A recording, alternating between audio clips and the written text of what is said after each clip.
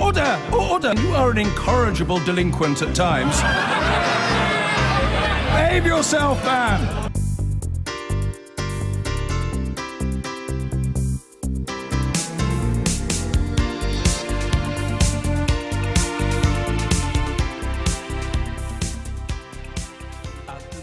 As we've heard, European Union leaders have said they're preparing coordinated measures against Russia following the nerve agent attack. Separately, they've approved guidelines for the negotiation of future relations with the UK in what's being seen as a key step in the Brexit process. Our political editor Laura Kunsberg reports now from Brussels. They don't always look so pleased to see each other. The EU's chief negotiator grasping the Prime Minister's hand. Today, the day when formally, finally, the stage right after Brexit, the transition, was agreed. I welcome the fact that the EU Council this morning has agreed the details of the implementation period. This gives certainty to people and businesses. It gives them the clarity to plan for their future. I believe we are approaching this with a spirit of cooperation, a spirit of opportunity for the future as well. And we will now be sitting down and determining those workable solutions. Not much will change for nearly 2 years after we leave. But how closely will the UK hug the continent after? That's the next fight on the table, the next details to be worked out. Time is of the essence, the EU's most powerful voice said. If the UK wants to leave the customs union and the single market, that means a free trade agreement. Germany's Angela Merkel said. Agreeing a buffer zone between leaving the EU and cutting off all ties was never in doubt today. But Theresa May's arguments also swayed EU leaders to turn up the pressure on Russia, the Union even pulling back its own ambassador here to Brussels. Perhaps, after months of difficulties, Britain's stock here is on the up. It's not just the EU ambassador leaving Moscow. Other European countries say they'll send Russian diplomats back there in coordinated moves next week. But leaders here have been willing to walk the walk alongside Britain, matching Theresa May's stance, in contrast to an awkward pause yesterday. The European Union agrees with the UK government's assessment that it is highly likely that the Russian Federation is responsible for this attack and that there is no other plausible explanation. Despite the tough Brexit negotiations, the European Union has demonstrated unanimous and unequivocal unity with the UK in the face of this attack. We decided to call back our European ambassador in Moscow. This is an extraordinary measure. We never took it before. This time, although the UK's leaving the EU, the continent still stands together. The next 12 months could fray those alliances.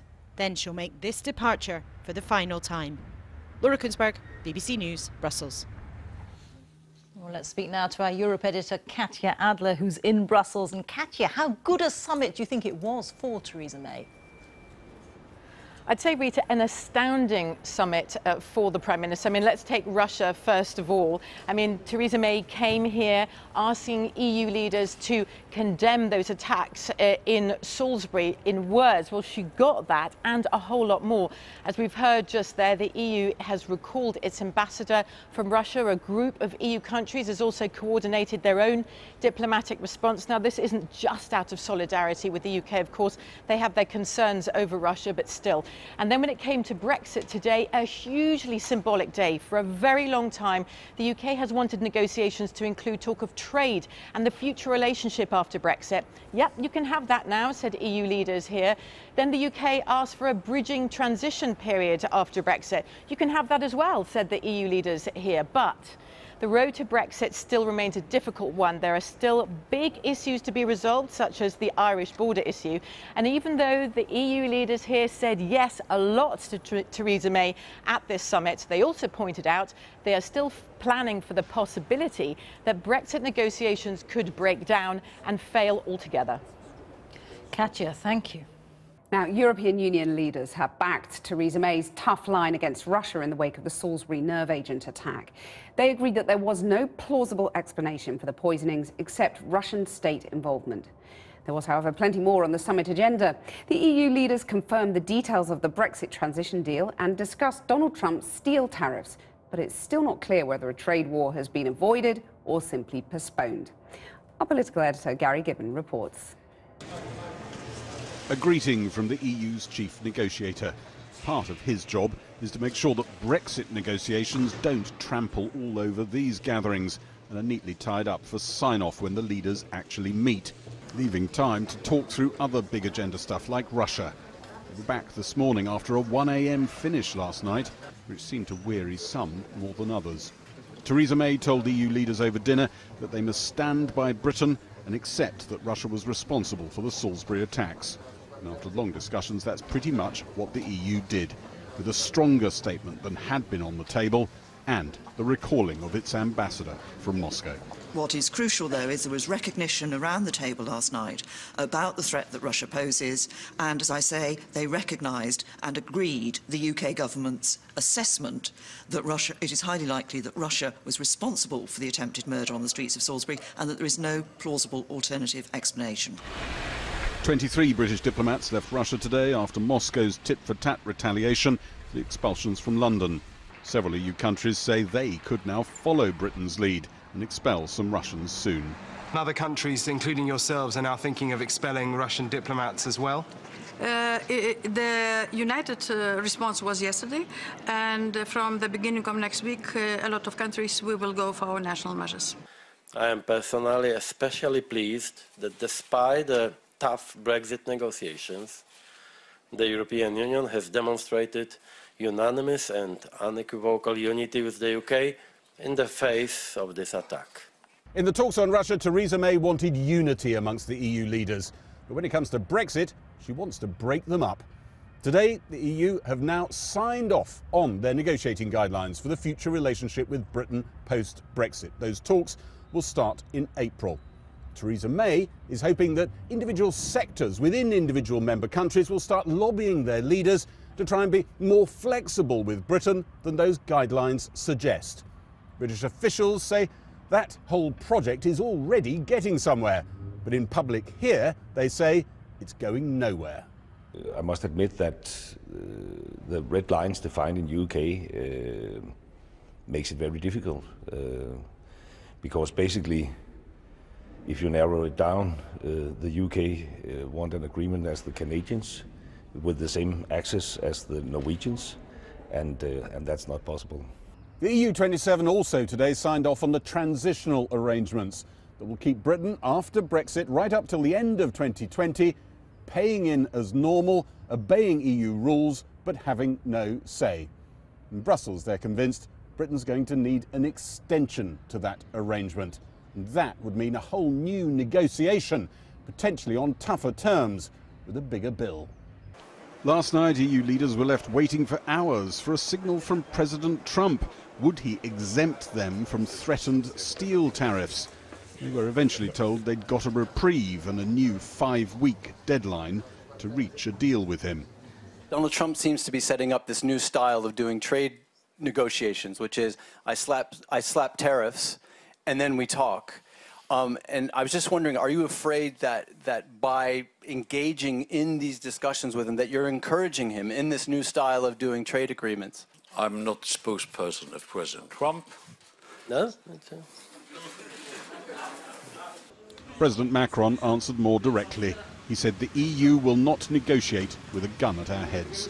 A multinational superpower taking on the US superpower, just as its old Cold War counterpart flexes its muscles.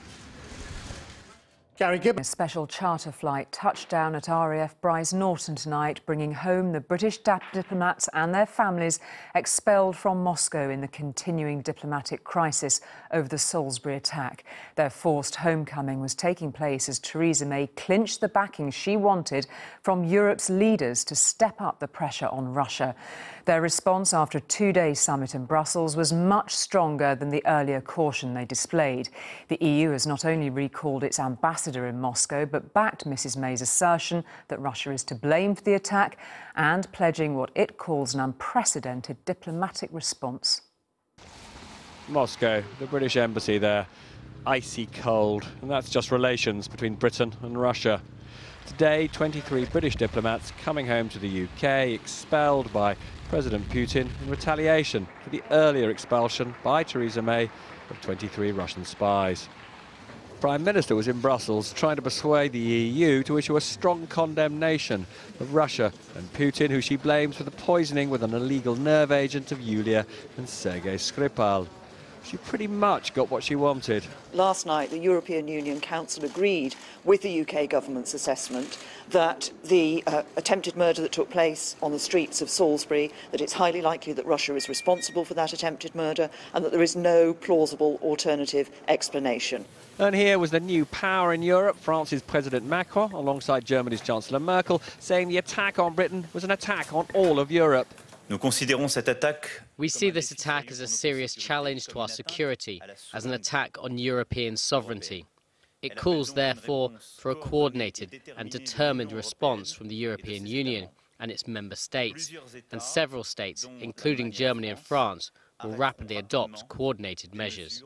Macron was alluding to preparations by his country and the Baltic states and others to follow the UK's lead by expelling Russian diplomats from their countries. Now, when could that happen?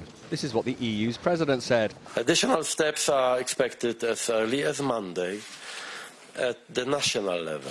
What swung EU leaders to back May was partly that she shared confidential intelligence on what happened in Salisbury. And then the Irish Taoiseach, whose relationship with her recently hasn't been the easiest, intervened. It was actually at my proposal and that of President Macron that we changed the conclusions to say that we agreed with the UK position rather than just we're concerned about it. And what we will now consider in the coming days as to whether we want to take individual action relating to Russian diplomats in Ireland. The Russian government was unamused. We regret that the EU decided to go forward with another anti-Russian campaign launched by London and their allies overseas. Home time, one of her better weeks.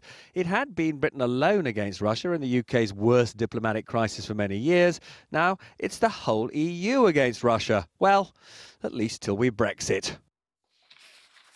And Robert is back from Brussels and joins me now here in the studio. I mean, it's not often we'll say Brexit talks aside, but to focus on this act of unity behind the Prime Minister against Russia, it's quite something, isn't it?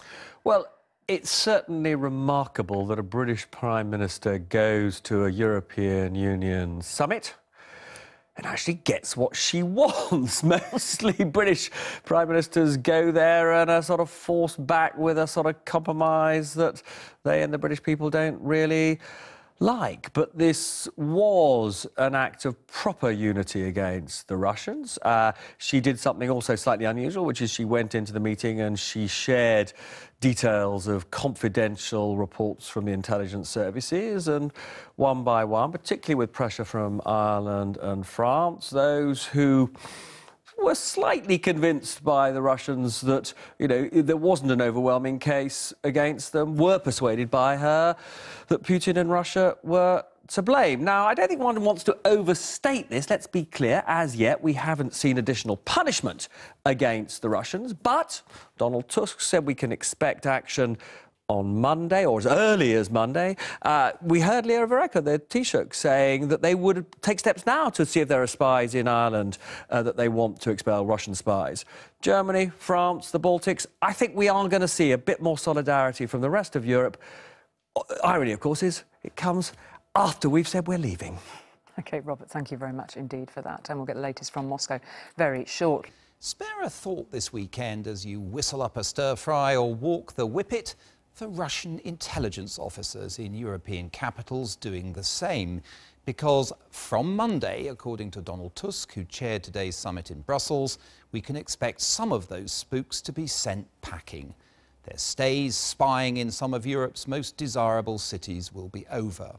Some countries, like Greece and Bulgaria, are still reluctant to act, but all of them signed up today to a communiqué saying it was highly likely, I should say, that Russia was to blame for the Salisbury nerve agent attack. France, Germany, the Baltic states and some in Scandinavia are now all likely to take action. something Downing Street regards as a signal victory. Nick Watt, our political editor, watched it all happening.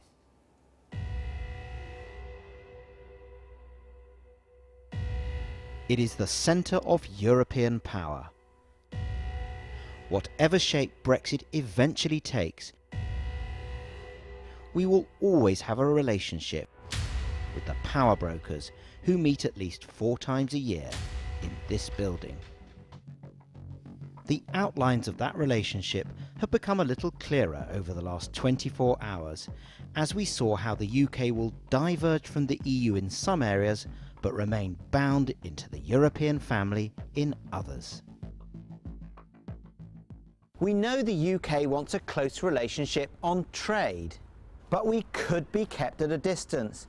The EU guidelines agreed today for the next stage of the Brexit negotiations state, we will only hug you close on trade if you relax your red lines.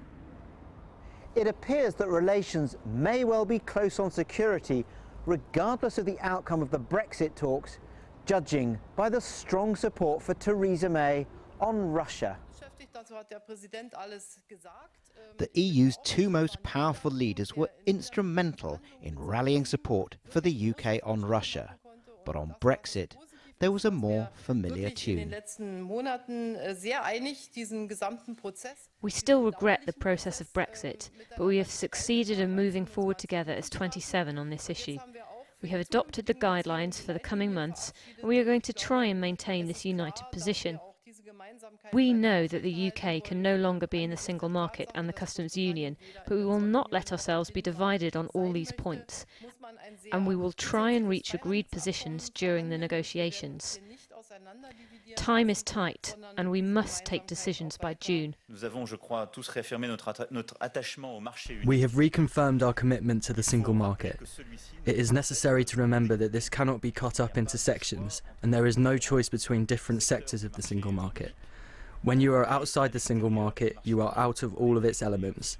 That doesn't mean an ambitious agreement is not possible, but we have to avoid ambiguities, and our goal remains upholding the integrity of the single market and the preservation of the EU, which we will achieve by remaining united. So this was a positive EU summit for Theresa May. The first time in years that the UK's relationship with the EU was not Downing Street's primary concern. And EU leaders showed that they can set aside their regrets over Brexit and engage with the UK. But in just over a year's time, the UK won't, formally at least, be at the table for a discussion as momentous as the one that spilled into the early hours of this morning on Russia. Of course, the UK will not be in the same position as it was before. It's better to sit at a table of an international organization and be able to influence the decision-making process. But once again, I deeply regret that the British are leaving the European Union, but I have to accept reality. And if you leave the EU, you can cooperate closely with the EU, but it's a pity that you can no longer sit at the table during these decision-making processes. But even if the UK had already left the European Union, this country, this great nation, would have received the same wave of solidarity from France, Germany and others, because we understand this attack as an attack on our way of life. 1 down, 4 summits to go. At next year's summer gathering, the UK will be out of the room, but it is unlikely to find itself a stranger in this town.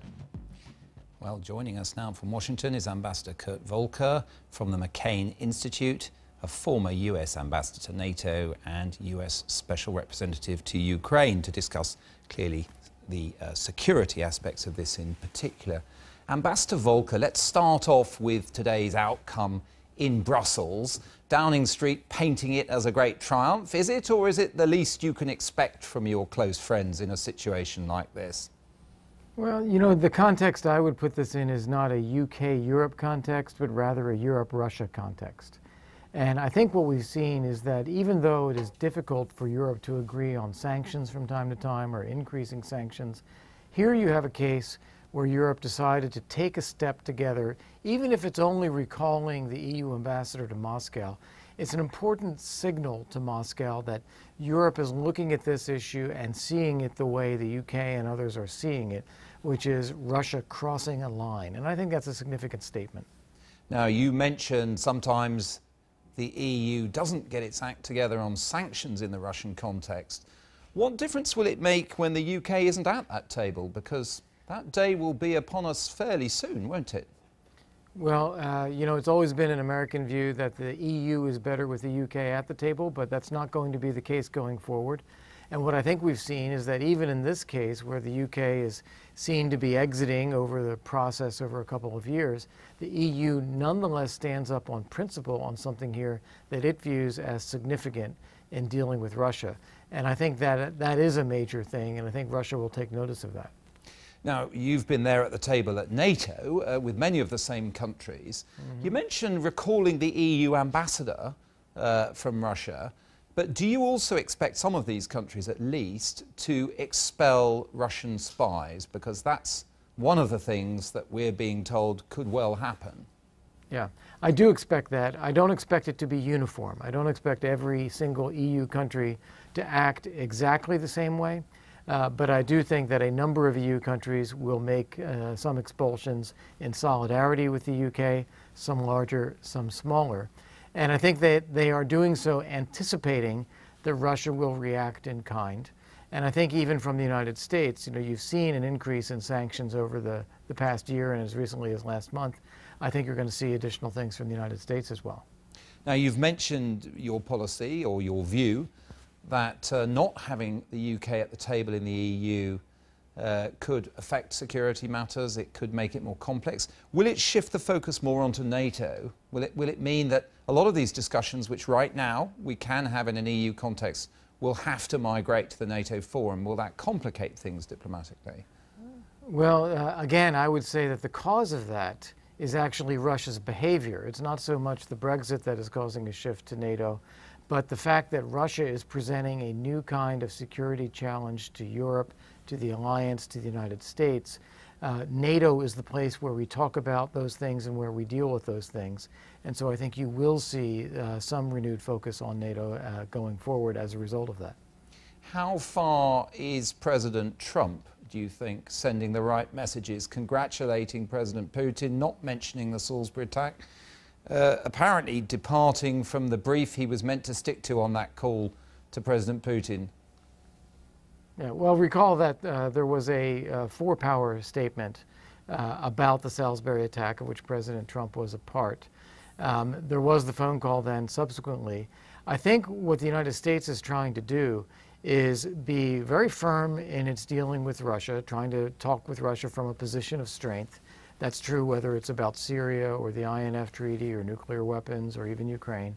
But at the same time, leave an opening so that we can actually make progress with Russia if we can. That depends on Russian behavior, not really on U.S. or Western behavior, but we do have to keep the door open. And so I read President Trump's behavior in that context, that we've got a complicated set of things to do here. No one wants a conflict with Russia. At the same time, we can't condone Russia's behavior. You talk about an open door. Russia, of course, accuses Theresa May of whipping up anti-Russian attitudes in the EU today. That's been one of the comments they've made. Would you accept, even if you don't accept that the open door is getting narrower and narrower in terms of those relationships? What I would say is, I think that first off, when Russia says something, it's important to look past it. Because they say things for the purpose of influencing our own thinking and our own policies, not because there's any basis to what they're saying. So I think it's things important are to pretty look past bad those things. in terms of the relationships. They are, and that's the second point here, is that I think this depends upon Russia recognizing that it doesn't want to take things to such an extreme. Thus far, it is very disappointing and very frustrating to see the way that Russia has reacted to the very serious concerns expressed by the UK, by the United States, by the European Union, by others, about a wide range of issues. I would hope that after his re-election, President Putin might want to make a step towards the rest of the international community and try to repair this before things get even worse. Ambassador Volker, we'll see if he does just that. Thank you for joining us. Thank you. I've been